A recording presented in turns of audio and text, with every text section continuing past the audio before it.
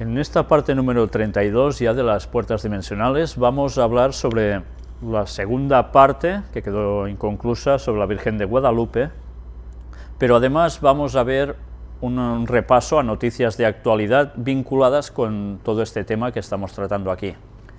101, portal dimensional.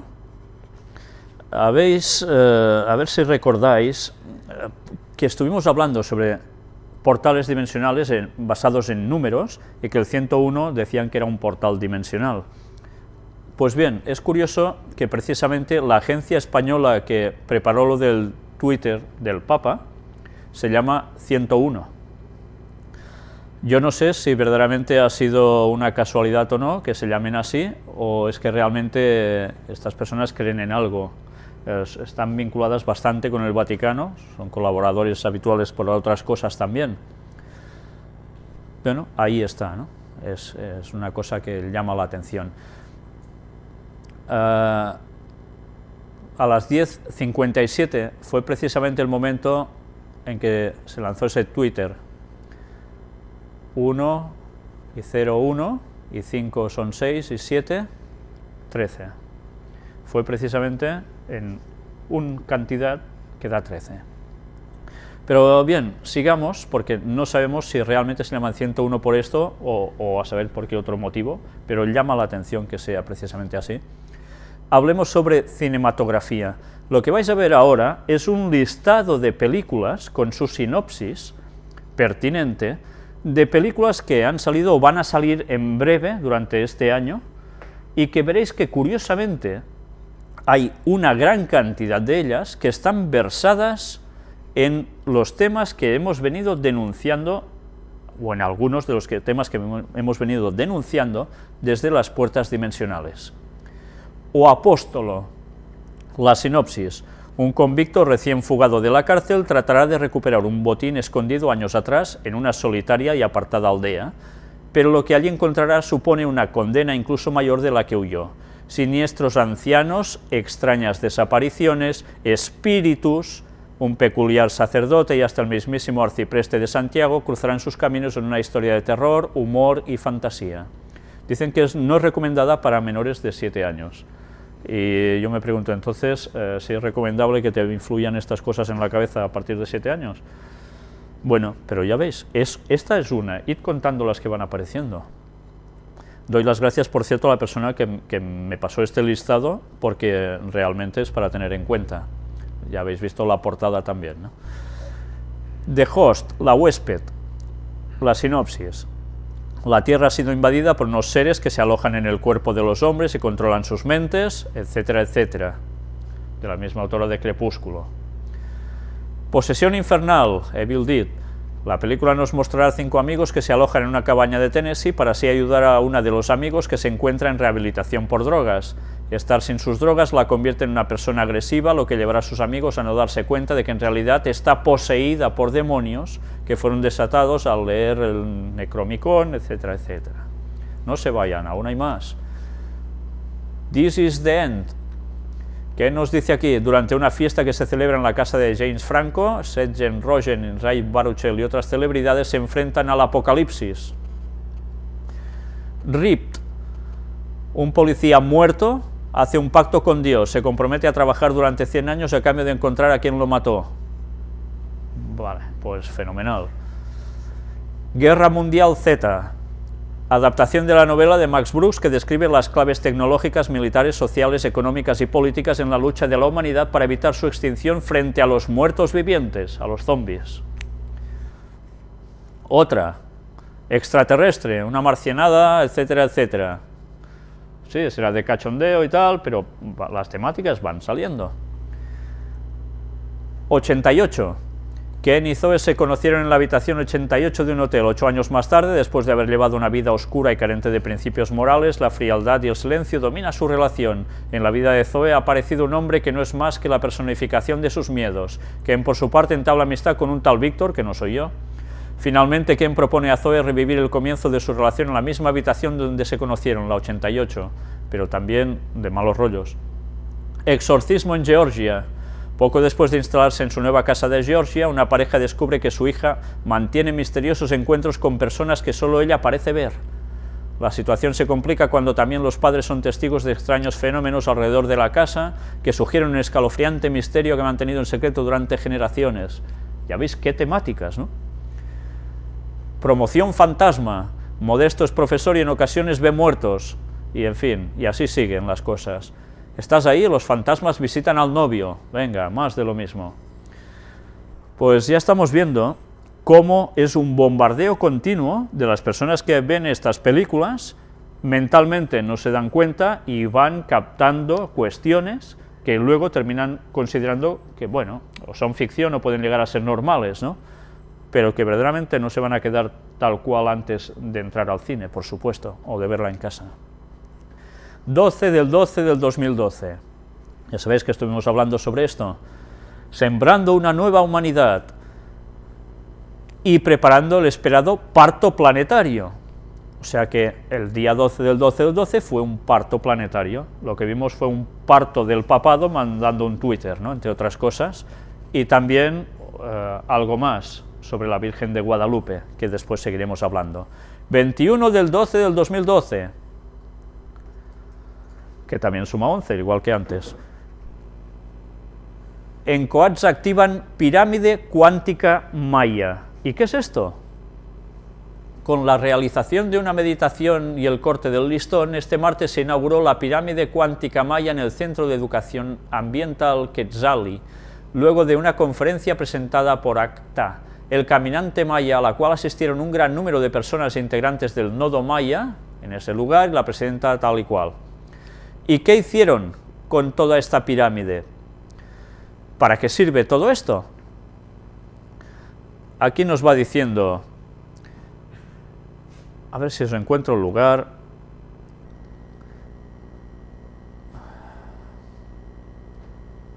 Además, en dicho evento, Lucero de Ruiz le agradeció a Quetzali y a la presidenta de la fundación por permitir instalar la pirámide y explicó que el logotipo que entregaron a los participantes consta de 4 esferas y un triángulo, evocando un vector en equilibrio, reflejando el legado que los mayas fomentan en las tierras sagradas. Incluye el símbolo de la bandera de la paz, quiero, puedo y soy pacífico, el ojo que todo lo ve, de un minuto por México, un indalo y el planeta Tierra rodeado de un arco iris.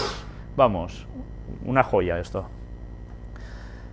Pirámide cuántica, un desacelerador de partículas. Es un diseño del interior del ser humano, la cual está sustentada bajo la realidad de la propia conciencia y matemática y geométricamente igual a una persona. Se instalaron, ¿cuántas pirámides? 13 pirámides cuánticas, desde el sur de Estados Unidos hasta Mérida, Yucatán, con la finalidad de que incrementen su campo de acción, las cuales están hechas con base a los experimentos científicos que se realizan. Ya veis cómo están vinculando la ciencia, los conocimientos científicos, con el mundo esotérico, de un modo impresionante, y que está colando a tantísima gente. Pues bien, ya veis hasta qué punto todas estas cosas ya la gente las está viendo como algo, bueno, no, sí, es así, y ya está. Pues no, no es así. Lo que nos están mostrando es que cada vez más personas se están uniendo a cosas que realmente no saben a qué les está llevando esto. Y hablan una vez más que no era el fin del mundo, es una nueva era, un cambio de conciencia, etcétera, etcétera. Y aquí tenéis, conectados con la Antártida, 21 de diciembre del 2012. Seguimos caminando y van hablando siempre sobre conciencia y divinidad. Claro, se entra en esa nueva etapa. Y mirad lo que nos dice aquí. Como nos habían dicho, el sonido era la base de la creación. El sonido, la base de la creación. En la Biblia se habla de la palabra. Siempre mirad qué conjuntamente pasa una cosa con otra. Y por eso debíamos recrear la frecuencia mediante el sonido. La música fue la clave, pues para que las activaciones de los 7 chakras planetarios integrasen la esencia de la humanidad y la Tierra en el útero de la gran mujer, desde donde irradiarán en la conciencia para dar paso a la gestación de algo nuevo. Ya veis qué vocablos están utilizando. Y toda esta gente que veis aquí consideran que esto es así. Bueno, y hay muchos más. Gratitud infinita por dar inicio a este paso que nos impulsó a dar el siguiente y último a los pies de la Madre. Bueno, todo siempre con el asunto de conciencia, divinidad del ser. Se mezclan una serie de conceptos que nos vienen a decir que nosotros en el fondo ¿qué somos? Seres divinos. ¿Y qué se espera con todo esto? Pues bueno, ya os lo podéis imaginar. En los siguientes días publicaremos las intenciones y preparativos para que todos iniciemos el nuevo ciclo galáctico alineados con nosotros y la Tierra. Toma. Y estos conceptos van fraguando en la gente, van entrando. Cerebro y mística. Mirad este artículo que apareció en Muy Interesante, es una revista, donde nos dice, buscando a Dios en el interior del cerebro. Soy Dios. Esta es una de las frases que el joven John Sharon solía decir a sus vecinos cuando sufría una de sus crisis epilépticas. De forma inesperada se veía inmerso en una sensación de omnipotencia y en la creencia de poder guiar al resto de los humanos cual profeta. Durante sus ataques, John sentía un dolor intenso, casi insoportable, pero al mismo tiempo y sorprendentemente sentía una enorme sensación de felicidad extrema, gran placer no sexual, y la sensación de estar conectado con el universo, pero aislados de la realidad. Gran parte de los casos comienzan con una alucinación simple, una luz brillante, y progresan hacia alucinaciones complejas generalmente de tipo religioso como ángeles, Cristo, el cielo o el infierno. El propio Dostoyevsky experimentó este tipo de alucinaciones y sensaciones, y las describió a través de varios de sus personajes literarios, razón por la que este tipo de epilepsia ha recibido su nombre. Otros personajes históricos, como Teresa de Jesús o Juana de Arco, podrían haber sufrido esta patología según diversos autores. Más frecuentes en el hemisferio derecho. Lo que sí parece claro es que este tipo de crisis relacionadas con la experiencia religiosa suele localizarse en los lóbulos temporales del cerebro y con mayor frecuencia en el hemisferio derecho. De hecho, según los estudios de la Universidad de California, las personas con epilepsia del lóbulo temporal tienen una respuesta emocional más elevada ante palabras como Dios, lo que podría significar que tienen una propensión hacia los sentimientos religiosos. Según Ramachandran, podría incluso parecer que existe en nuestros cerebros toda una arquitectura destinada al procesamiento de información religiosa. Son interesantes las investigaciones de la Universidad de Montreal con un grupo de monjas carmelitas. Utilizando resonancia magnética funcional, se estudió su actividad cerebral mientras se encontraban en lo que denominaron unión subjetiva con Dios. Los datos mostraron un aumento de la activación en áreas orbitofrontales, temporales y parietales derechas, así como en parte del sistema límbico y el tallo cerebral. También ha existido un acercamiento a otras formas de espiritualidad, como la de los monjes budistas del Tíbet, expertos en meditación, quienes también muestran un patrón de actividad cerebral distinto. Sin intención alguna de juzgar o invalidar la experiencia religiosa de cada uno de los mortales, los estudios neurocientíficos intentan comprender de una manera objetiva a la relación entre las personas y la idea de Dios y acercarse así a este aspecto de la humanidad. Este escrito de esta señora neuropsicóloga nos muestra cómo cuando hay estos tipos de manifestaciones cerebrales, hay unas partes del cerebro, en la banda derecha, en el hemisferio derecho, que tienen una activación especial. Con todo esto, ¿qué nos está denotando? Que verdaderamente, cuando hay una comunicación de algo superior a nosotros, se activa precisamente una parte de nuestro cerebro. ¿Cómo es que esto funciona así? La ciencia intenta explicar cosas que quizás más o menos podrá decir, pero que realmente nos da en claridad que cuando se comunica Satanás o se comunica Dios, lo hace a través de nuestro cerebro, que es donde está la lucha por antonomasia en la persona. Un compañero nuestro, que ya ha presentado algún tema sobre asuntos de hipnotismo y demás otros temas, nos habla mucho también, en lo que él muestra, sobre la forma en que nuestro cerebro funciona. Es interesante que repaséis esos temas que él ha presentado, porque podréis comprender mucho mejor toda la serie que estamos emitiendo de puertas dimensionales, porque tiene una gran relación con todo. Y mirad una vez más cómo en la mística católica es muy frecuente encontrar cosas que nos remiten a lo que aquí en este artículo también, en cierto modo, nos habla. ¿Recordáis todos a Santo Domingo de Silos? ¿Os suena?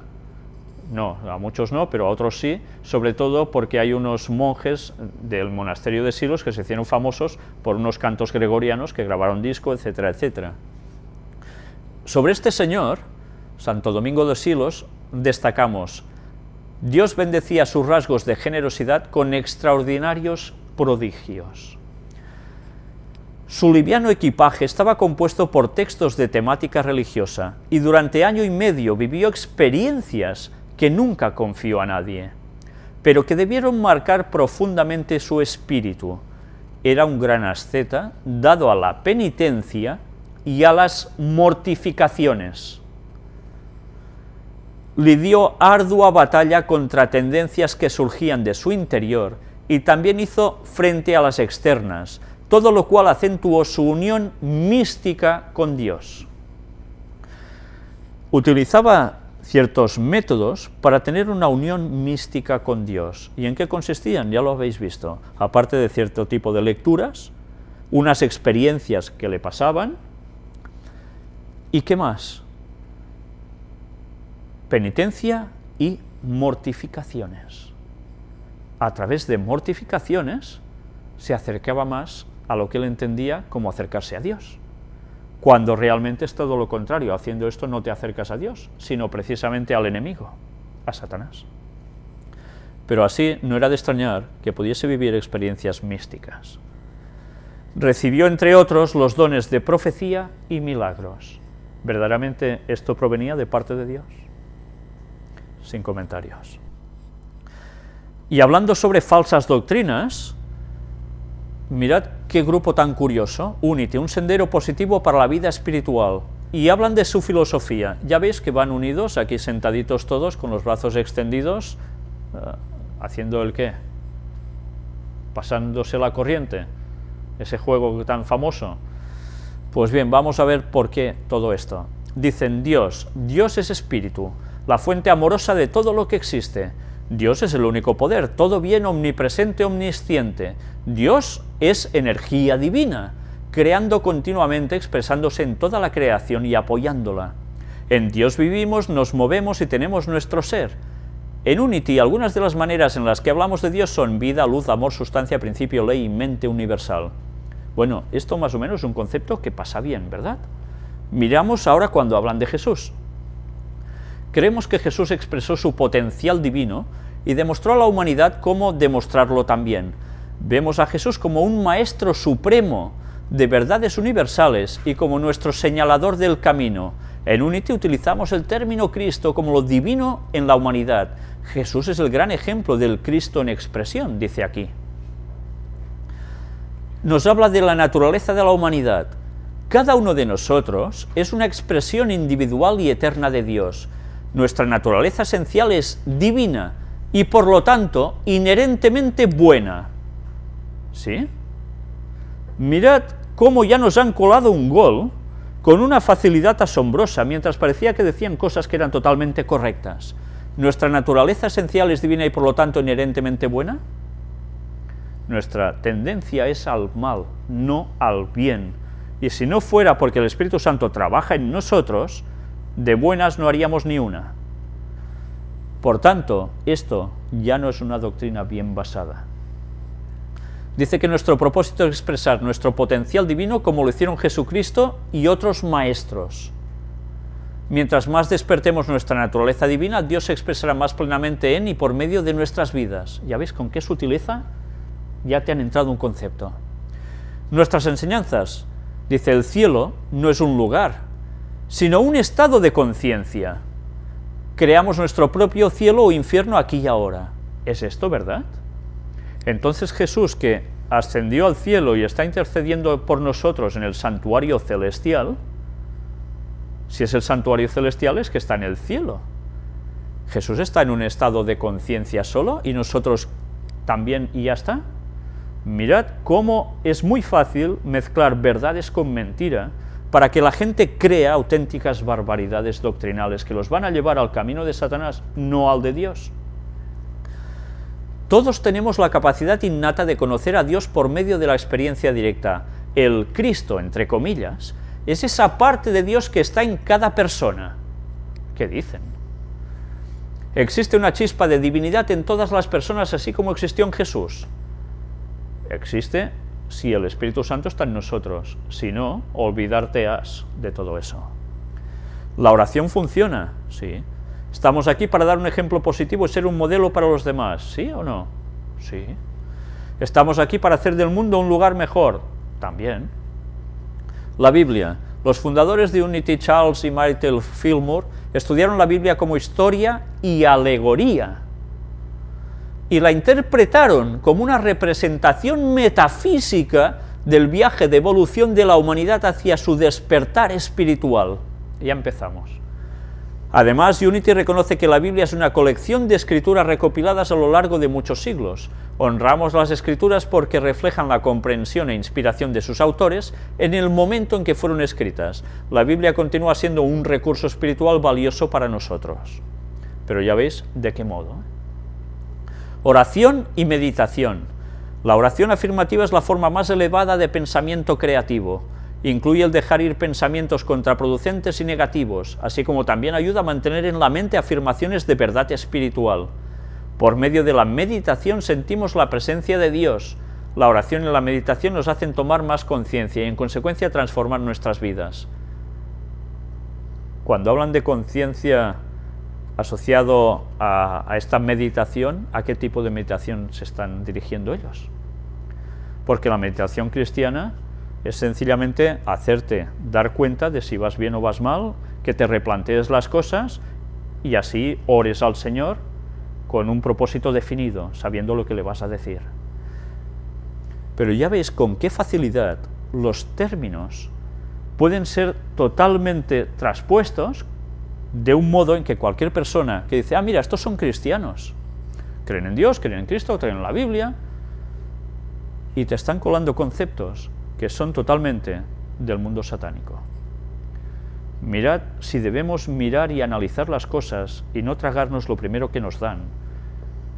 Fundamentémonos en la Biblia, porque va a ser nuestra única base segura para todo lo que nos va a venir encima. Y hablando ahora sobre verdades o no verdades, veamos también los iconos de la Navidad.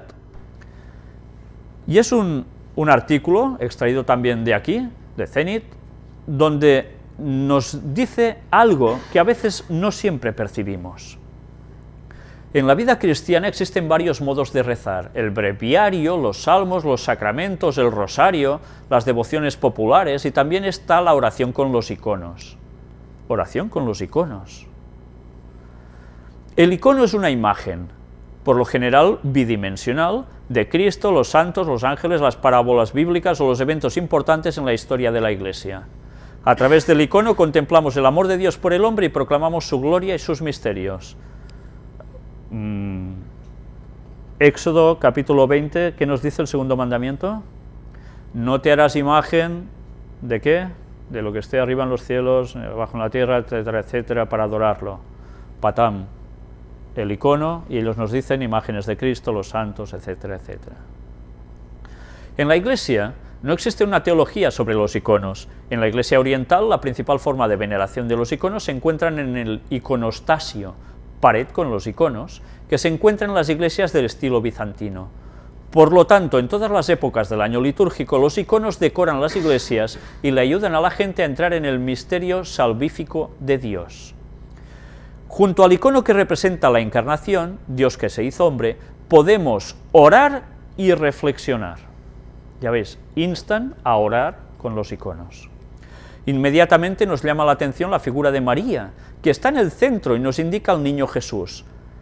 Esto debemos tenerlo presente. Cuando hay iconos, están dispuestas las piezas que nosotros vemos allí en una cierta forma, para transmitirnos unos ciertos conceptos que nosotros, a simple vista, no siempre percibimos. Y mirad qué nos dice, ¿qué está en el centro? ¿Jesús o la Virgen María? ¿Lo habéis visto? La figura de María que está en el centro y nos indica al niño Jesús. Es María la que está en el centro como protagonista indicando al niño Jesús, pero la pieza principal es María. Y notamos la presencia de la figura de San José, de los Reyes Magos y de los animales que están detrás del niño Jesús. Estos son actores secundarios, por decir algo, ¿vale? Los iconógrafos presentan a María en el centro del icono para subrayar la importancia de su rol en el misterio de la encarnación y en el proyecto salvífico de Dios hacia toda la humanidad. ¿Habíais percibido esto cuando veíais un icono de la Virgen María en un pesebre, etcétera, etcétera? Pues esta es la explicación de por qué está todo diseñado en ese modo. Porque tú inconscientemente te quedas con el papel de la Virgen María como el verdadero centro para llevarnos a la salvación. Pero también para enfatizar la grandeza de María, al obedecer a Dios, cuando en la Anunciación dijo sí al ángel Gabriel. Ahí está, en verdad, engrandecer la figura de María por sobre todo. A Dios encarnado en las vísperas de la vigilia de Navidad le rezamos: ¿qué te ofrecemos, Señor Jesús, porque hayas venido al mundo por nosotros? Cada criatura del universo que has creado te presenta su gratitud.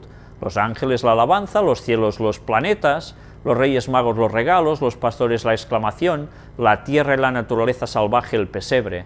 En cambio nosotros te presentamos una Madre Virgen, por eso, oh Dios, ten misericordia de nosotros. O sea, nosotros presentamos como humanos a la Virgen. Bueno, qué cosas. Cuando es Dios el que lo selecciona todo y utiliza a una mujer para que se pueda producir la encarnación, a una muy buena mujer, por cierto. En cada icono sobre la Natividad y en todos los iconos de María, encontramos siempre 3 estrellas. Mirad qué detalles interesantes. Una en la frente y 2 sobre sus hombros, para indicar el estado de virginidad antes, durante y después del nacimiento de Jesucristo. ¿Verdaderamente podemos saber si la Virgen fue madre después de tener a Jesús también, teniendo otros hijos? Si nosotros nos hemos de fiar de lo que ellos quieren simbolizar con estas 3 estrellas, el antes, ahora y después, hemos de decir que no. No lo sabemos. No ha quedado registro si realmente, cuando en la Biblia se habla de los hermanos de Jesús, se refería a que eran los hermanos que José había tenido en un anterior matrimonio, si eran los primos, que también se llamaban hermanos, o que realmente María y José tuvieron otros hijos después de Jesús. No lo sabemos, pero ellos ya dictaminan que automáticamente que nanay, que no. Vemos que los sentimientos y la mirada de María son un poco tristes y humildes al mismo tiempo, para indicar que ella tenía conocimiento de la pasión de la cruz. No vais a ver nunca a la Virgen María pasándoselo pipa con el niño allí pequeño, no, siempre con esa mirada triste y tal, pensando ya en la muerte de Jesús, dice. En cambio, el niño que es pequeño tiene una cara adulta. ¿Os habéis fijado en esto? O sea, un niño pequeño con cara adulta. ¿Por qué? Claro, cuando miráis cualquier pesebre, y veis la figurita del niño Jesús nacer, ¿le habéis visto una cara de bebé tipo nenuco? Nunca. Tiene una cara ya de un niño crecidito, ¿no? Con un cuerpo así, un poquillo ya hecho. Dices, ¿cómo puede ser? Si acaba de nacer y el niño ya está aquí que no veas. Será la maicena, no sé. Bueno, pues no. Con eso nos quieren decir ciertos significados. Para significar que él estaba allí desde antes de su nacimiento con su naturaleza divina. Vemos que la cuna tiene la forma de la tumba, y el niño está envuelto en un sudario en lugar de estarlo en una faja, como un símbolo de su conciencia de que había nacido con un propósito, morir y resucitar para dar la redención al mundo entero. Ya veis qué conceptos transmiten, ¿eh? En el icono hay 2 animales, el buey y el asno, que nos recuerdan la profecía de Isaías. El buey conoce a su dueño, y el asno el pesebre de su amo. pero Israel no lo conoce, mi pueblo no tiene discernimiento. De aquí se basaron para que en el pesebre apareciese la mula y ¿qué más? El buey. Basados en este texto. No sabemos si realmente esto se aplica al momento del pesebre o no, pero bueno, es el concepto que ellos cogieron para hacerlo así. Y que curiosamente el Papa, ya sabéis que ha dicho que buey y asno, tararí que te vi. San Gregorio Nacianceno relaciona el buey con los judíos, que están unidos con la ley, y el asno con las naciones que viven bajo el peso de la idolatría. Bueno. Tampoco podemos dejar de ver la figura de José, que en algunos iconos antiguos es representado con un ojo mirando a María, mientras otros iconos le han presentado junto a un viejo jorobado, que es el diablo tratando de tentarlo con malos pensamientos sobre el embarazo de María.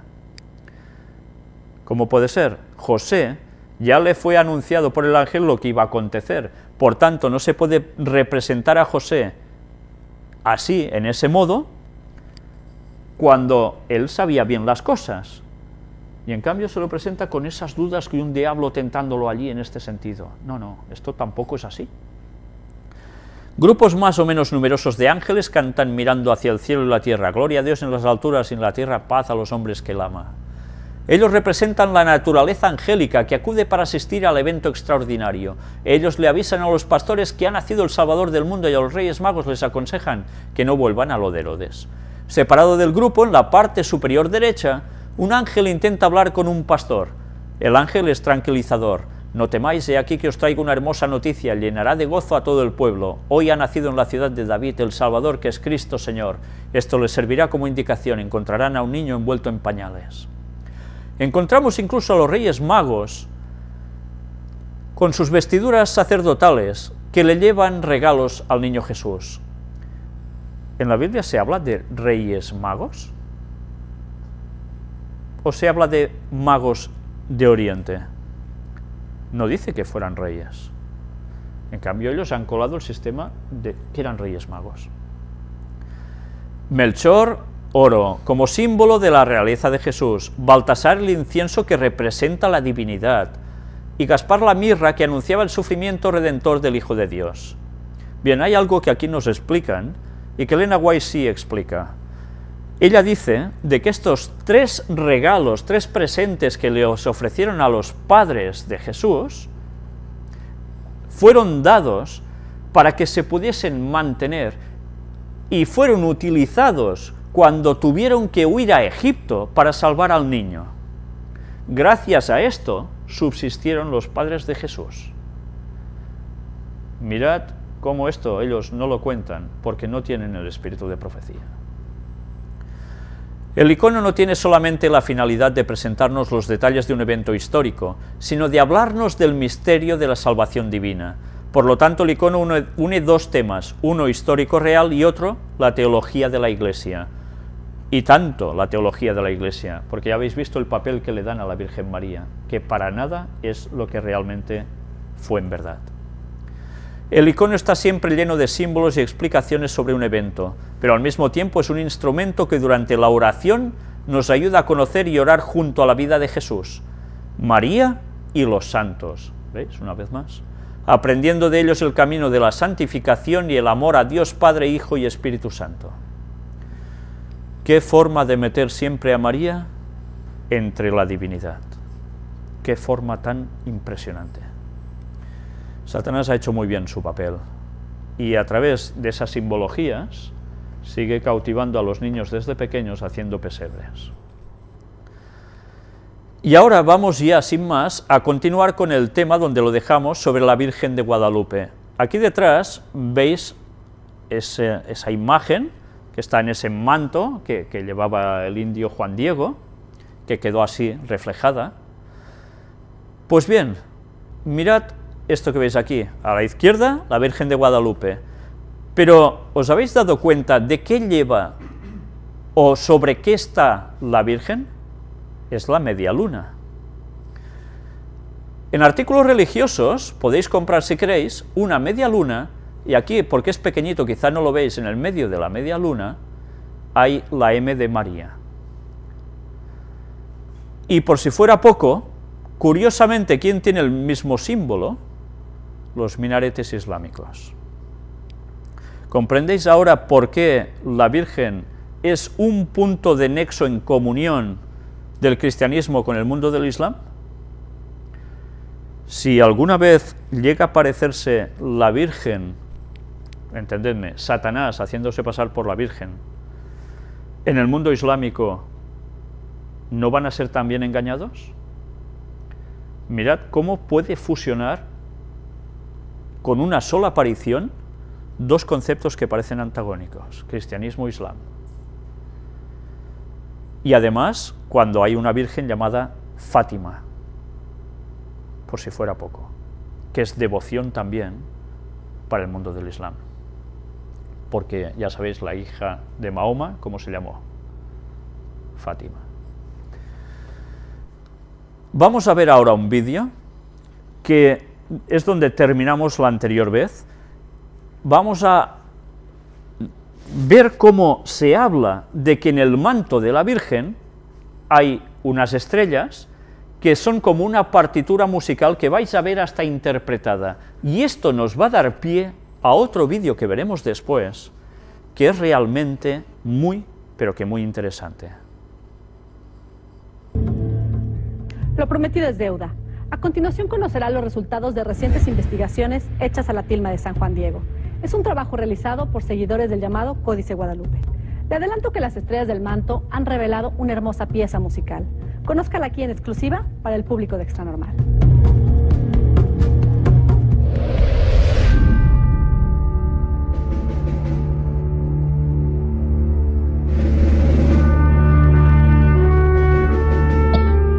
Estamos llegando a la cúspide del Cerro Tepeyac, el sitio en donde inició todo.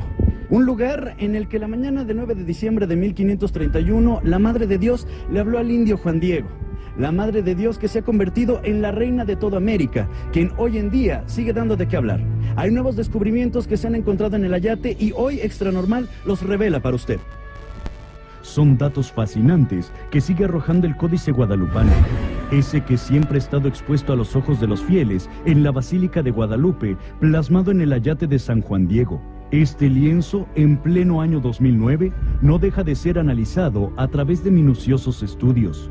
Nos empieza a dar otra información nueva, que viene siendo las ubicaciones de lo que nos dice el manto de Nuestra Señora de Guadalupe y el vestido. El manto para los aztecas era el cielo y el vestido era la tierra. Extra Normal en investigaciones pasadas le presentó el estudio realizado al Ayate de San Juan Diego, mismo en donde se mostró la exacta ubicación de las estrellas del manto que cubre a la Virgen de Guadalupe. Estrellas que coinciden en su ubicación con la posición exacta de la bóveda celeste justo en el momento de la aparición, allá en el año de 1531. Pues le resultará sorprendente saber que las estrellas siguen arrojando datos a los científicos. Con el estudio de las estrellas nos empieza a dar ubicación del norte y el sur.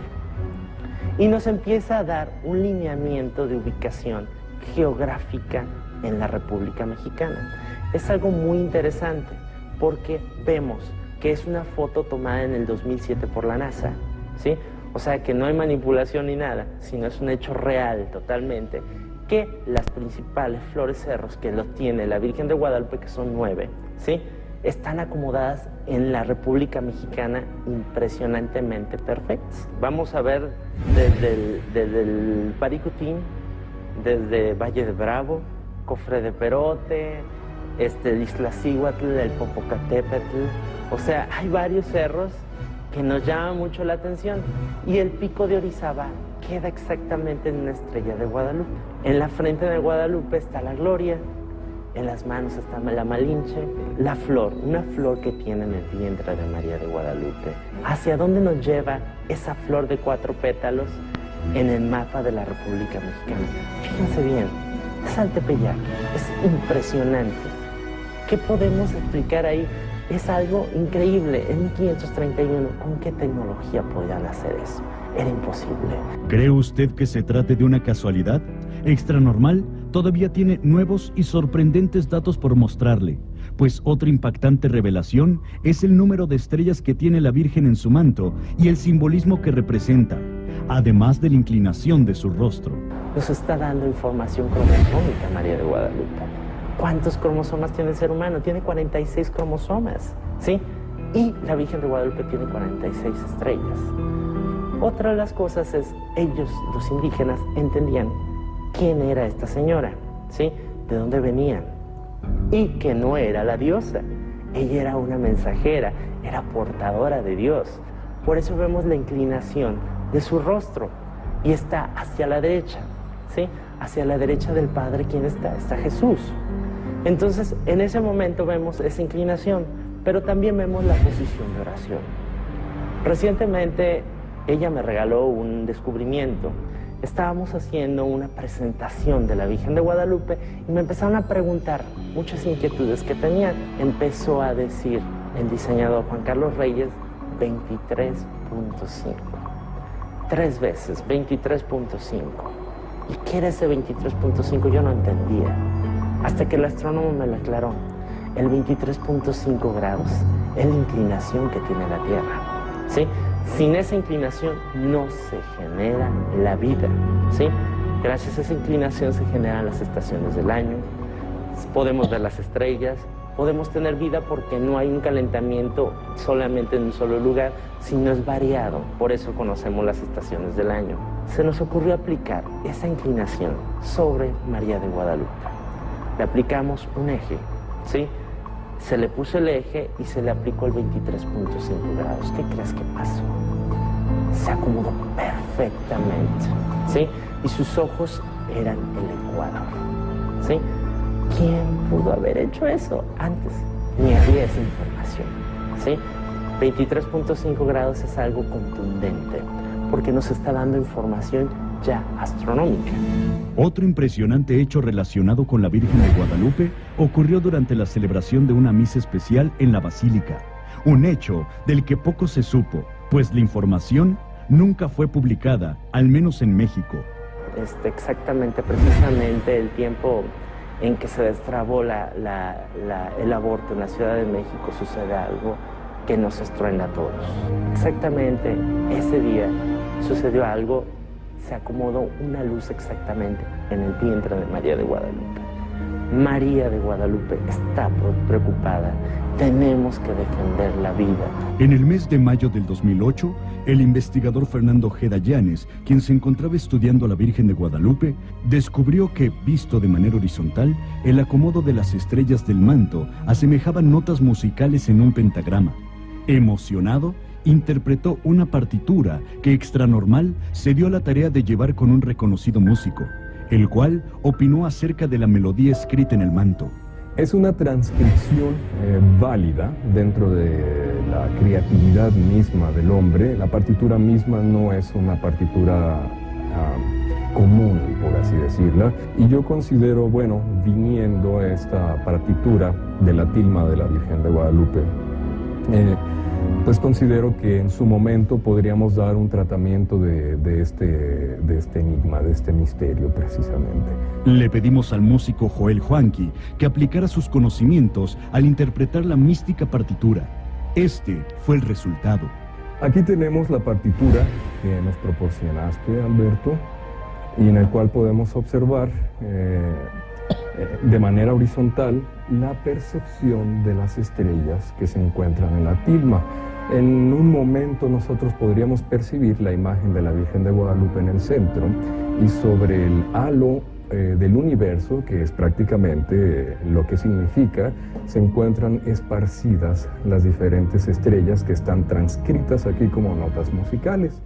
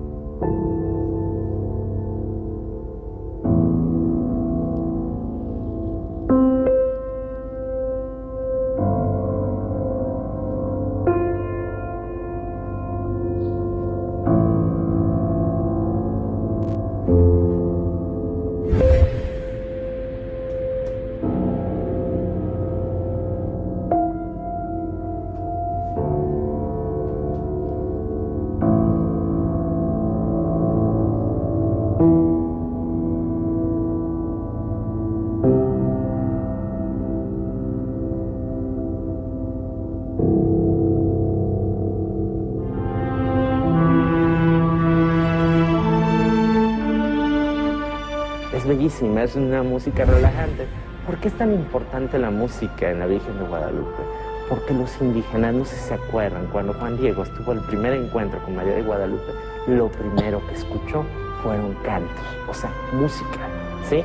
Y para los indígenas, la música y las flores simbolizaban verdad, simbolizaban raíces, ¿sí? Y ellos se sintieron identificados con María de Guadalupe.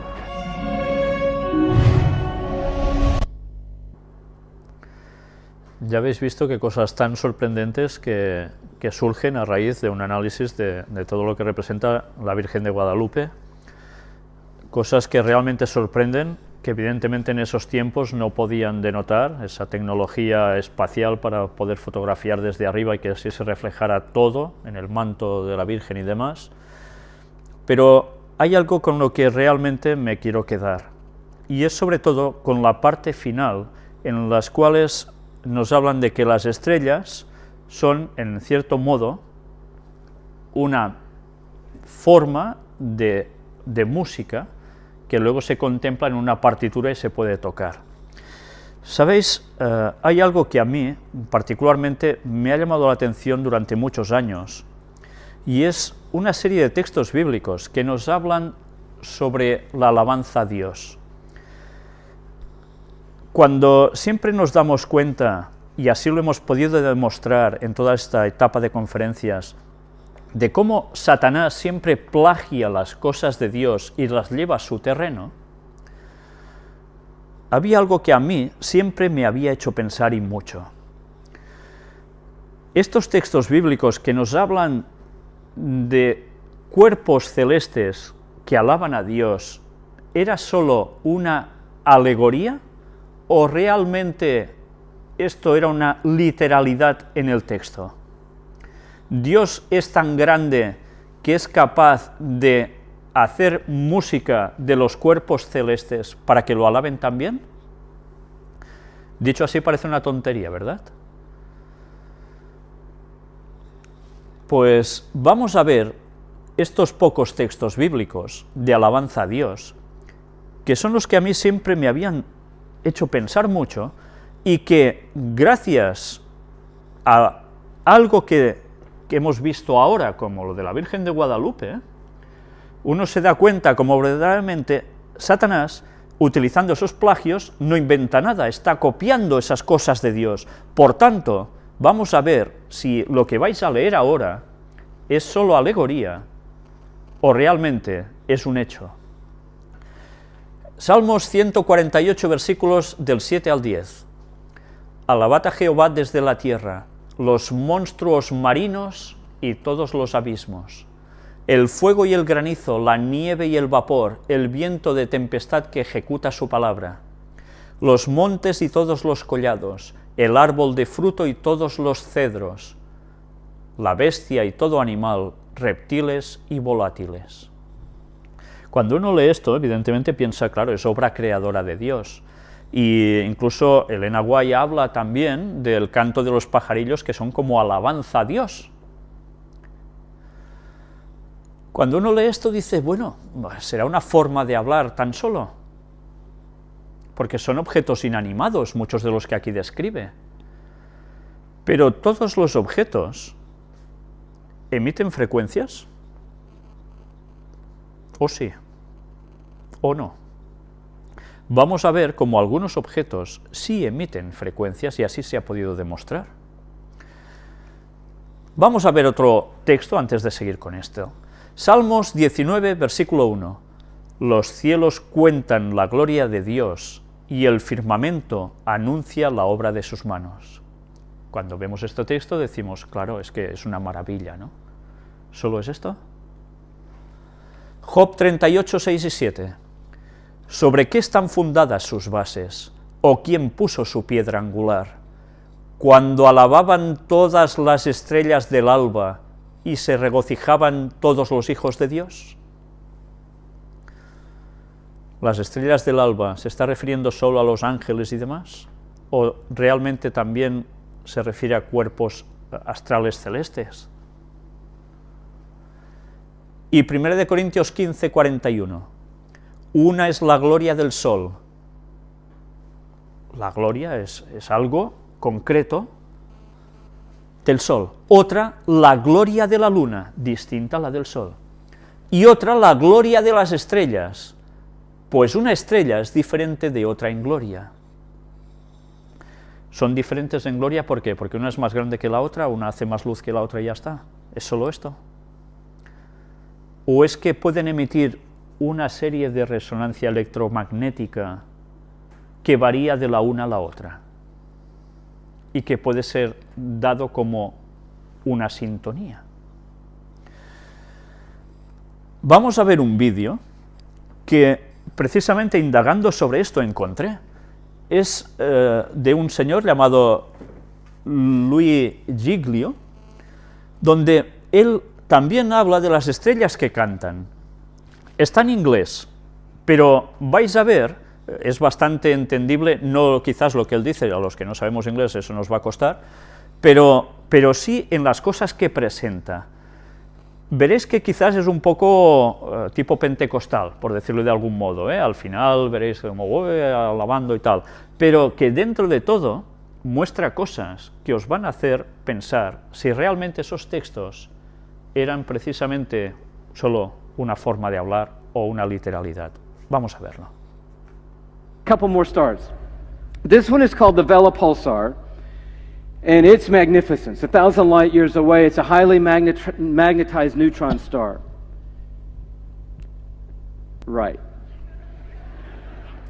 It simply means this star exploded into a supernova, and in the case of the Vela Pulsar, it collapsed back on itself in a magnetic entity, and as a pulsar, it began oscillating on its axis. This one oscillates 11 times a second on its axis.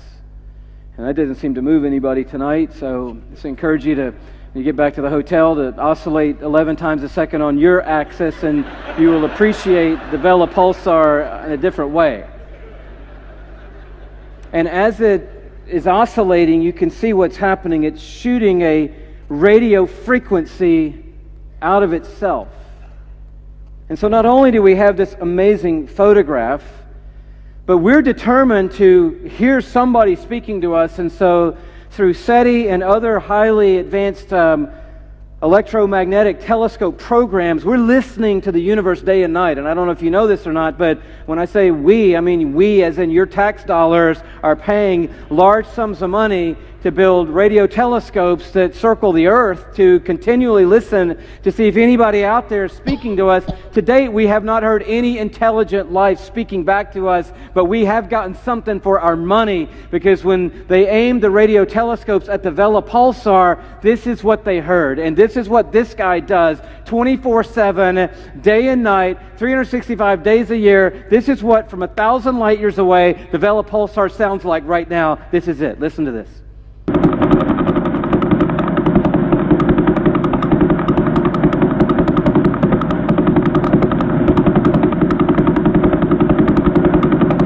I don't know about you, but that blew me away. I'm thinking, wow, this is incredible. You're like, well, what does it mean? I don't know. Is that some kind of Morse code for something, or what does all that mean? I don't know what it means, but and I don't want to go too crazy here. But maybe the Vela Pulsar got wind somehow innately of Psalm 148 verse 3, and since it says, "Praise Him, sun and moon, and all you shining stars." We're a shining star. We should praise Him. Well, how are we going to praise Him? I know. Let's oscillate 11 times a second on our axis and see if we can send a radio signal into the universe that would join in the symphony of God's praise from all creation. It's singing. The stars are singing to Him. I recently stumbled on 47 Tuc. It's a beautiful cluster of stars. We'll show you the picture of it here. It's about 16,700 light years away from where we are. And you can see just this brilliant, it looks like he shoved a lot of diamonds together into a pile. It's an unbelievable number of stars there. Look at these. They blow up that central place right there. There are 12 of these supergiant blue stars in there, but the things that are of interest to us tonight are these millisecond pulsars. 23 millisecond pulsars are there, and we've recorded 16 of them. And right now, tonight, while we're sitting in this room, the 16 recorded millisecond pulsars and 47 tuck are making this sound right now.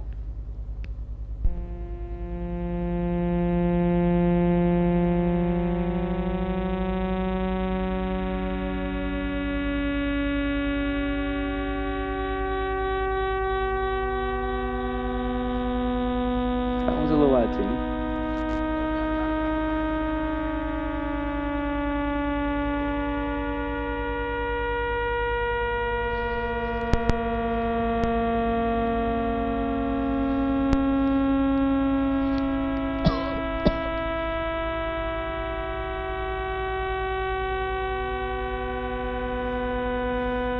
That's beautiful. Who knew? No, God has His own string section.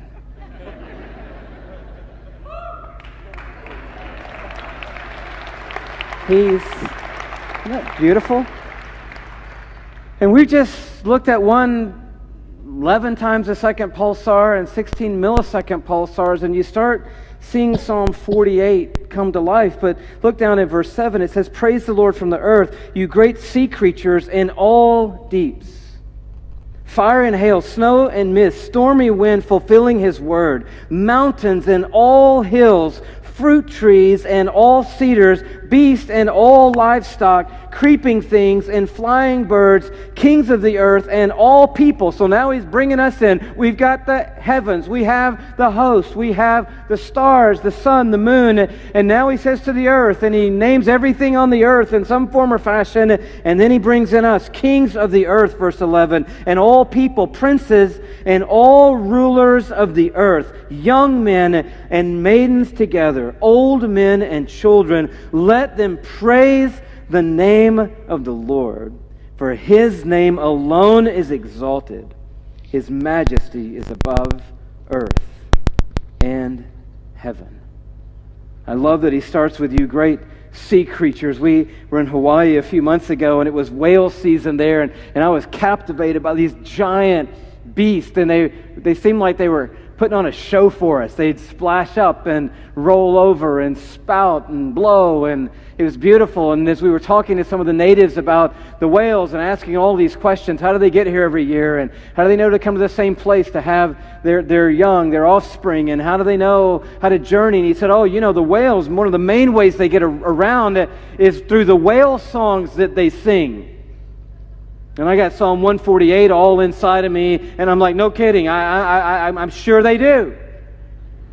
And so I got to figure out what the whales sing, and so I start doing a little research, and I go online to find the whale songs, and I just want to bring it to you because some of you living in Minnesota and don't even know where an ocean is, and so the whale songs could sound like this right here. Take a listen.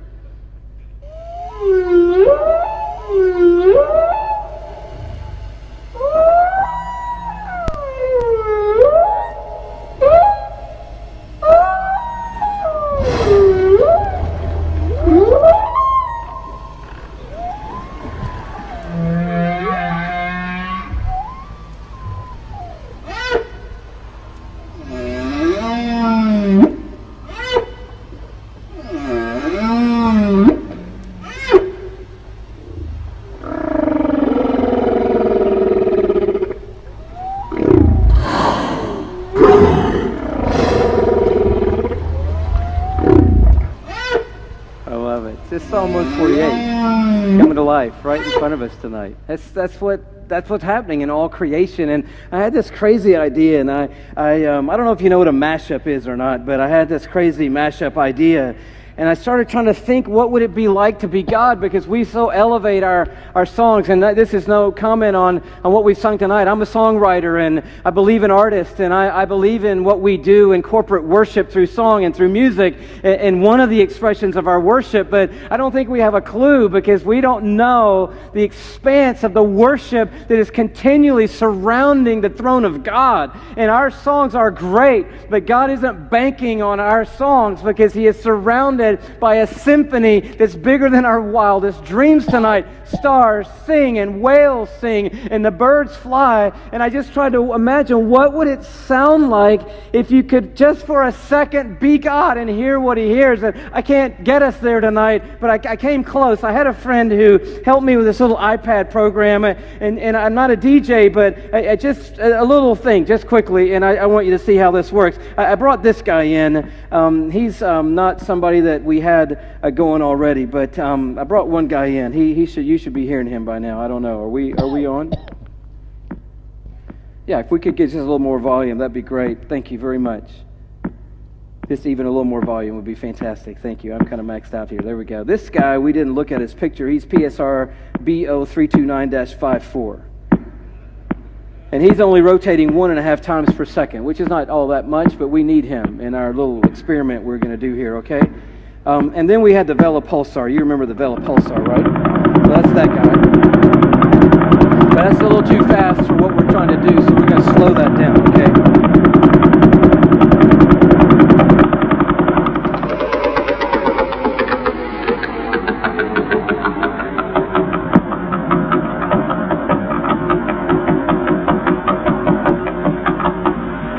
Now this is unedited.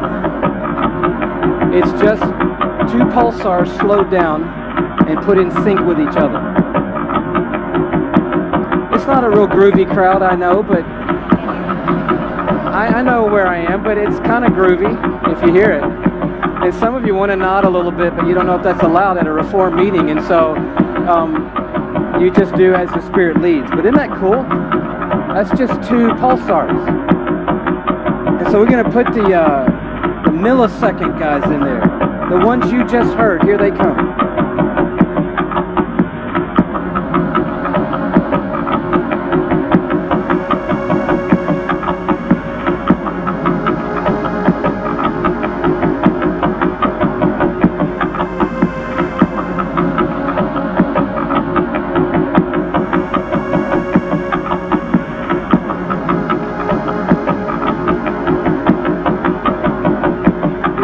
Whales.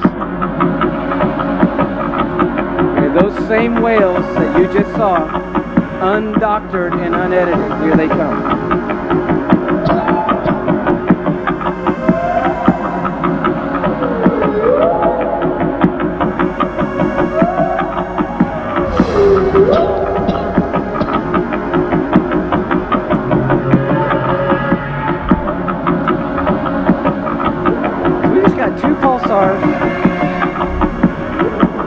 And then 16 others and some whales, and we got something going. But I was asking what you're asking, because some people need it really clear. Like, what are they singing? And we tried this, and you just got to know this is unedited.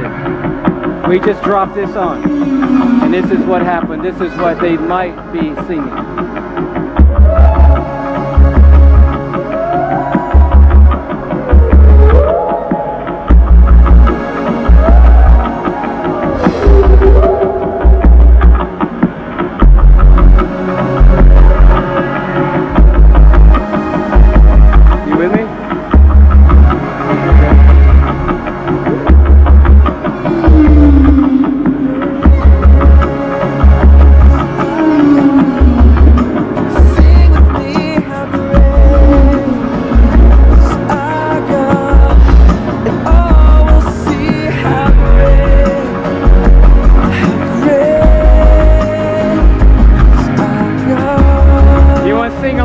Stars and whales?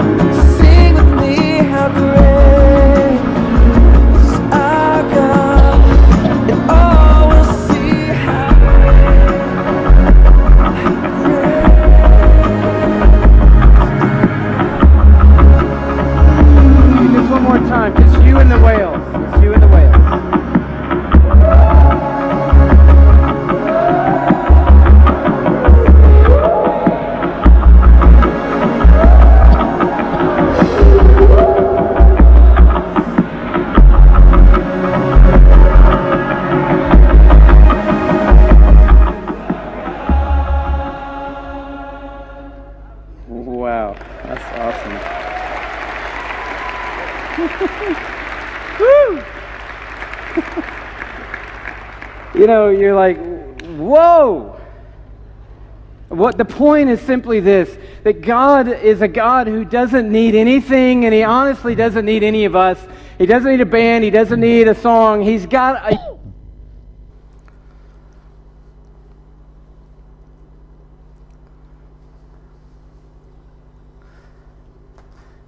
Bien, ya habéis visto en este vídeo una cosa bastante destacable, que es lo que hacíamos referencia sobre las estrellas. El próximo día os pasaremos, si puede ser, una pequeña aclaración al respecto de en qué se basaba este señor con esas frecuencias, en esos pulsars de vela, qué significa esto, etcétera, etcétera, las frecuencias, con qué diferenciación de milisegundos, etcétera, actúa. Pero lo que os quería destacar al respecto es que habéis visto cómo él utilizaba una supernova con los métodos actuales de percepción de electromagnetismo, se conseguía recibir el sonido que emite. Esto se ha hecho también, ya habéis visto, con otras estrellas, todas emiten una frecuencia electromagnética. Después ha hecho él también, si lo habéis visto, una incorporación de sonidos como las ballenas, que en los textos bíblicos que antes hemos visto, también nos hablaba sobre los animales, los monstruos marinos. Y si nos damos cuenta, ha hecho también una mezcla, añadiendo después también las voces humanas.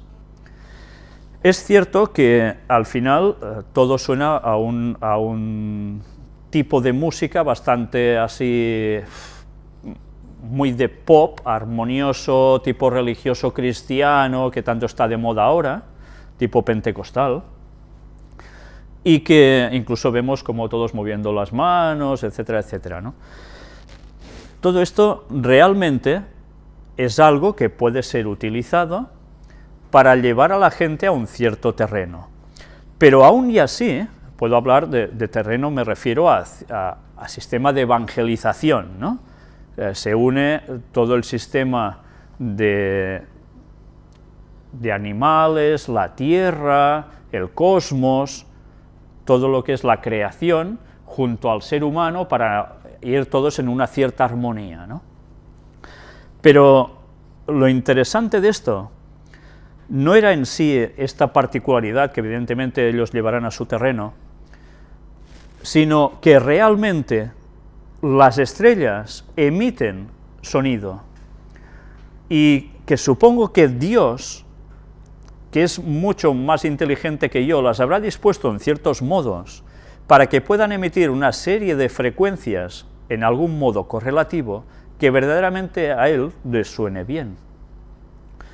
Pero además hemos visto que los animales también alaban a Dios con sus sonidos. Aquí este señor ha hecho una composición, ha adaptado una serie de frecuencias, etcétera, etcétera, pero realmente toda la creación alaba al Señor, sea desde los cielos, sea desde la tierra. Por desgracia nosotros hemos malinterpretado estas alabanzas y hemos hecho cantos que no pertocan, músicas que no tocan, para servir más a Satanás que no a Dios.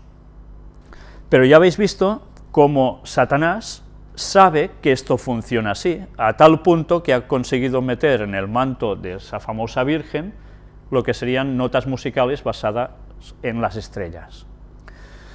Como siempre, Dios es el primero en hacer las cosas y Satanás el secundón que plagia y lo lleva todo a su terreno. Pero que ya habéis visto que para la gente que está indagando sobre la Virgen de Guadalupe, les fascina tanto que esa música que ha sonado a piano, que la verdad es un poco entre tétrica y no sé qué más decirle, bueno, pues a ellos les cautiva, y habéis visto en qué forma se llenaba la boca a este señor hablando de esas maravillas, ¿no? Siempre estamos igual, Satanás con sus plagios. Debemos vigilar mucho, porque por un lado o por otro, Satanás hará su faena con nosotros.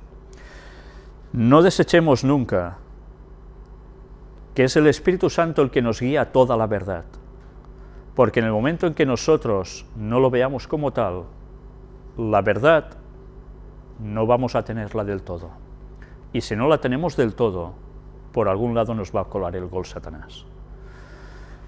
Vigilemos mucho con lo que creemos, con lo que oímos, con lo que hacemos, porque los sentidos y las falsas doctrinas van a cautivar prácticamente a toda la población mundial. Vamos a continuar con la tercera parte de la Virgen de Guadalupe, destapando lo que hay en verdad detrás, la verdad sobre la Virgen de Guadalupe. Y vamos a sacarla a través de unas pistas que ellos mismos nos han dado antes y que nos ha servido para poder encontrar la auténtica verdad de lo que hay detrás de la Virgen de Guadalupe. Hemos hablado, evidentemente, de lo que ya sabemos también, que no era una manifestación divina para nada, pero hay una serie de detalles que nos van a llevar a unas conclusiones aún más pertinentes si cabe. Pero bien, con esto os quiero dejar hoy, porque el tiempo ya se nos ha echado encima, y sencillamente, una vez más, recordaros, unámonos en alabanza a Dios, pero en la alabanza correcta, en doctrina, en fe y en música, y como no, en oración y hermandad. Que el Señor nos ayude a poderlo hacer así. Gracias por vuestra atención y hasta la próxima conferencia, si Dios quiere.